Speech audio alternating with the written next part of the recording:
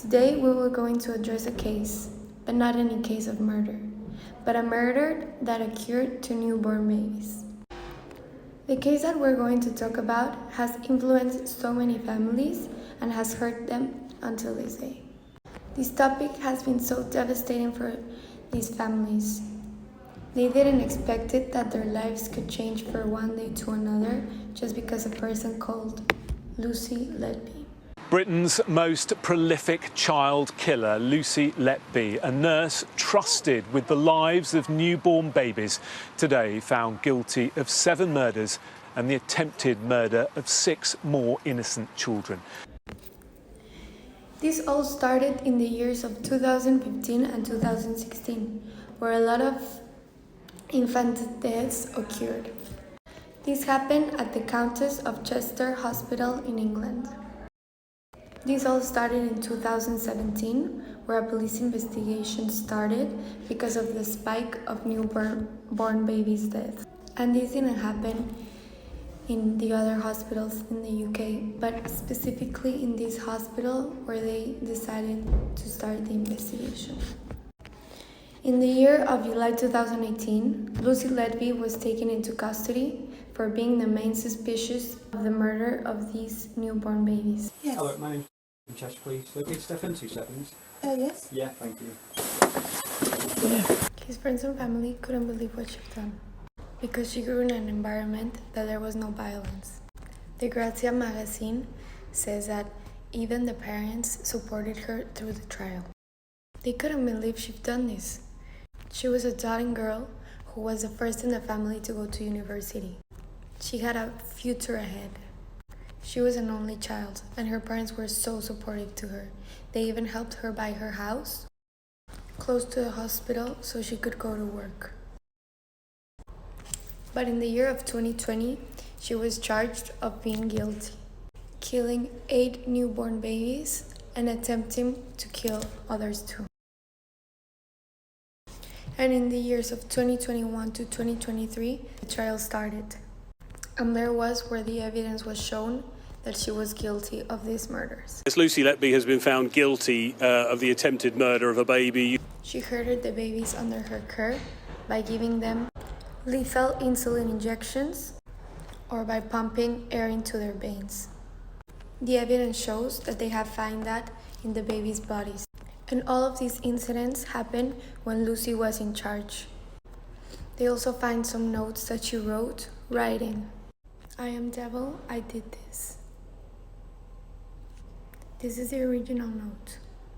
Cognitive biases influenced a lot in this case. The halo effect could make this case longer since they only focused in the good qualities. As her friends and family said she was a good person, they couldn't believe she'd done this. And this influences the judge's decision, making the case longer. But once concerns did appear, it's likely that confirmation bias took over rather than considering other options. The investigators concentrated in the evidence that was shown, making her suspicious of her guilt, such as the letter and when they examined the babies' bodies.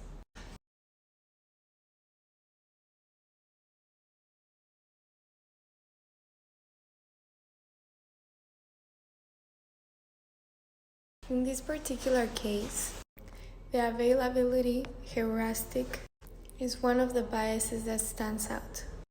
This is because even though those deaths were caused by being natural, either way they would have raised concerns, suspecting something sinister was going on, because these losses are uncommon and emotionally difficult. The last bias we are aborting is the overconfidence bias. It is very probable that the hospital underestimated their concerns in the initial stage, leading them to postpone the prom, making the disaster worse, since they believed they knew the people they work with. And specifically this nurse, Lucy Letby, will be incapable of doing something like this. Hello, my name is Oton Francisco. I'm a lawyer and I have a bit of experience in corporate law since about 8 years ago that I've graduated. Availability bias was one of the most influential bias in this case.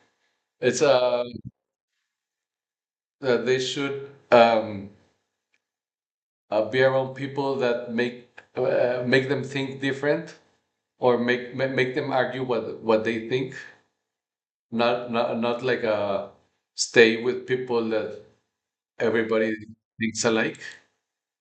Um, the specific examples from this case, I believe it's when they desestimate the scientific proof of the insulin. They didn't give them like they didn't give the proof like a scientifical um, like a fact. I don't know. I believe they were biased with that. Have I encountered any situations in my career? Yes, a lot of times in negotiations, I usually believe that the counterpart knows exactly what I know when they are starting at the same point of view that I am, and as the negotiation goes, like my mindset adapts to that. I will consider the reliability of the witnesses, any apparent evidence, and whether any details don't add up. Because they provide specific information concerning what took place, I would find professional feedback and medical records to be most effective.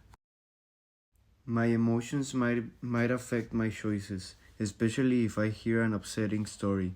This could demonstrate confirmation bias by making me trust data that backs up those emotions.